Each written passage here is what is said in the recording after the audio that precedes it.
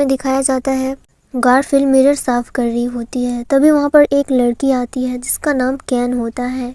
वो फ़ोन पर किसी से बात कर रही होती है और कह रही होती है कि 2 दिन के लिए मैं आइसलैंड गई थी वेकेशन मनाने, और जब मैं वहाँ से आई तो मेरा चेहरा बहुत ही ज़्यादा ड्राई हो चुका था। मुझे तो बहुत ही ज़्यादा चिंता हो रही है इसकी।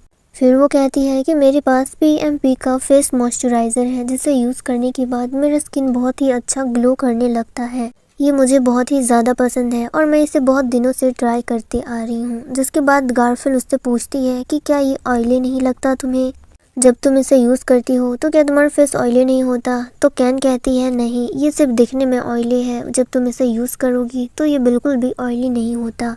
इनफैक्ट जब इसे तुम अपने चेहरे पे लगाओगी तो वो बहुत ही ज़्यादा ग्लो करने लगेगा। वैसे भी तुम इसे अफोर्ड नहीं कर सकती तो क्या फ़ायदा इसके बारे में बात करने का।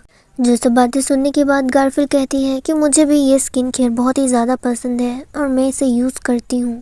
फिर कैन फ़ोन पर बात करते हुए कहती है कि कल यंग मास्टर की तरफ से एक बहुत ही बड़ी पार्टी है जहाँ पर हर कोई इनवाइट है, तो मेरे लिए एक अच्छी सी ड्रेस रेडी कर दो और मेरा मेकअप आर्टिस्ट भी हायर कर दो क्योंकि मुझे जाओ को इम्प्रेस करना है। ये बोलकर वो वहाँ से चली जाती है। जिसके बाद गारफील्ड सोच रही होती है कि कल उसे भी पार्टी में जाना है, लेकिन उसके पास कोई अच्छे कपड़े भी नहीं है और ना ही उसे मेकअप करना आता है। और यही सब सोच कर वो काफ़ी ज़्यादा सैड हो जाती है। अब नेक्स्ट सीन हमें रूम का दिखाया जाता है। वो मिरर के सामने बैठी होती है और सोच रही होती है कि कल पार्टी में मैं क्या पहनूंगी और क्या करूंगी, क्योंकि मेरे पास तो ना ही कोई मेकअप आर्टिस्ट है और ना ही पहनने के लिए अच्छे कपड़े हैं, तो मैं उसे पहन कर भला पार्टी पर कैसे जाऊंगी। फिर उसे याद आता है कि जब वो यहाँ पर आ रही थी तो नकीन ने उसे एक पोटली दिया था और कहा था कि जब भी तुम्हें इसकी ज़रूरत पड़े तुम इसे खोल कर देखना और तुम ग्रासलैंड वापस जल्दी आ जाना। जिसके बाद वो उस पोटली की तरफ देखती है। फिर वो उसे खोल कर देखती है। उस पर एक लेटर होता है। उस पर ये लिखा होता है कि तुम अगर कोशिश करो तो तुम कुछ भी हासिल कर सकती हो। तुम्हारे वापस आने के लिए हज़ारों रास्ते मिल जाएंगे, लेकिन तुम जहाँ पर हो अभी वहाँ वापस जाने का तुम्हें दूसरा रास्ता नहीं मिलेगा। अब नेक्स्ट सीन हमें दिखाया जाता है कि गारफील्ड ने काफ़ी अच्छे कपड़े पहने होते हैं। वो काफ़ी अच्छे से रेडी हुई होती है जैसे मानो कोई हीरोइन हो, और उसका मेकअप भी काफ़ी अच्छे से किया गया होता है और ये सब कुछ मिस ली ने किया है। फिर काफ़ी ज़्यादा खुश होती है अपने उस न्यू लुक को पाकर। जिसके बाद मिस ली उससे कहती है कि मुझे पता है कि तुम यहाँ पर सिर्फ मास्टर जाओ के लिए आई हो, तो तुम हार मत मानना और जिस चीज़ के लिए आई हो उससे लेकर जाना, क्योंकि इतने दिनों तक तुम सिर्फ जाओ के लिए ही मेहनत करती आ रही हो। खुद को तुम आईने में देखो, जब तुम यहाँ पर आई थी तब तुम कैसी थी और अभी तुम कितनी ज़्यादा चेंज हो गई हो।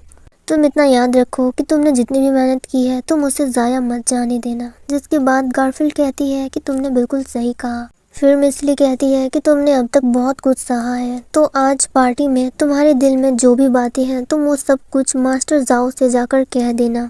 कम से कम उसे पता तो चले कि तुम इतनी दूर आखिरकार उसके लिए आई हो और तुमने खुद को इतना ज़्यादा चेंज किया है सिर्फ मास्टर जाओ के लिए। जिसके बाद मिस ली कहती है कि अब तुम पार्टी में जाने के लिए तैयार हो, वहाँ पर जाके तुम अपना कमाल दिखाना और मिस्टर जाओ को सब कुछ कह देना। वो तुम्हारा ये न्यू लुक देखकर बिल्कुल हैरान ही रह जाएंगे। अब नेक्स्ट हमें पार्टी का सीन दिखाया जाता है। मिस्टर जाओ अपने क्लाइंट्स के साथ ड्रिंक कर रहे होते हैं, बातें कर रहे होते हैं। तभी अचानक से उसकी नज़र गारफील्ड पर पड़ती है। जब वो गारफील्ड को देखते हैं तो काफ़ी ज़्यादा शॉक्ड होते हैं, क्योंकि गारफील्ड शहर का लुक लेकर नहीं आई होती है बल्कि एक माउंटेन लुक लेकर आई होती है। उसके कपड़े बिल्कुल माउंटेन गर्ल की तरह होते हैं जो सबसे ज़्यादा अलग दिख रहे होते हैं और वो काफ़ी ज़्यादा सुंदर भी होते हैं, जो देखकर मिस्टर जाओ काफ़ी ज़्यादा इम्प्रेस होते हैं। वो खुश नज़र आ रहे होते हैं और गारफील्ड भी काफ़ी ज़्यादा खुश होती है। फिर वो आगे बढ़ती है जाओ की तरफ। इधर हम लोग जाओ को देखते हैं जिसकी नज़र हट ही नहीं रही होती है गारफील्ड से। वो इतनी ज़्यादा खूबसूरत दिख रही होती है, वो बिल्कुल किसी एंजल की तरह लग रही होती है। फिर उसके पास आने के बाद गारफील्ड जाओ से बात करने की कोशिश करती है और कहती है कि क्या तुम मेरे साथ डांस करोगे। ये बोलकर वो अपना हाथ आगे बढ़ाती है। जाओ भी उसके साथ डांस करने के लिए मान जाते हैं। वो भी उसका हाथ पकड़ने ही वाले होते हैं। तभी वहाँ पर कैन आ जाती है और वो जाओ का हाथ पकड़ लेती है और कहती है कि हमें गुड न्यूज़ अनाउंस कर देना चाहिए। हमारी एंगेजमेंट की बात तुम्हें इन सबसे कह देनी चाहिए। आखिरकार ये बात हम लोग कब तक छुपा कर रखेंगे। कैन की वो सब बातें सुनकर गारफील्ड तो काफ़ी ज़्यादा शॉक्ड होती है और वो जाओ की तरफ देखती है। जाओ भी उस पर कोई रिएक्ट नहीं करता और सबके सामने अनाउंस कर देता है। जाओ ये बात सबसे कहता है कि वो कैन से बहुत ही ज़्यादा प्यार करता है और उन दोनों का एंगेजमेंट भी होने वाला है। जो सब बातें सुनकर गारफील्ड का तो दिल ही टूट जाता है। वो काफ़ी ज़्यादा शॉक्ड होती है और जाओ और कैन को देख रही होती है। उसे तो यकीन ही नहीं हो रहा होता है कि वो ये सब कुछ सुन भी रही है। कैन काफ़ी ज़्यादा खुश हो रही होती है और इधर दूसरी तरफ गारफील्ड को यकीन ही नहीं आ रहा होता है।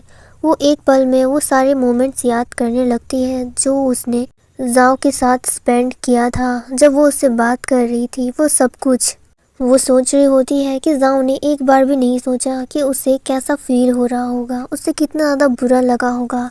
जिसके बाद वो सैड होकर वहाँ से चली जाती है और जाओ उसे बस देखे जा रहा होता है। अब हमें नाइट का सीन दिखाया जाता है। गारफील्ड सड़क पर अकेले टहल रही होती है। वो खुद से काफ़ी ज़्यादा सैड होती है और उसने प्लान बना लिया होता है कि कल सुबह होते ही वो ग्रास लैंड वापस चली जाएगी।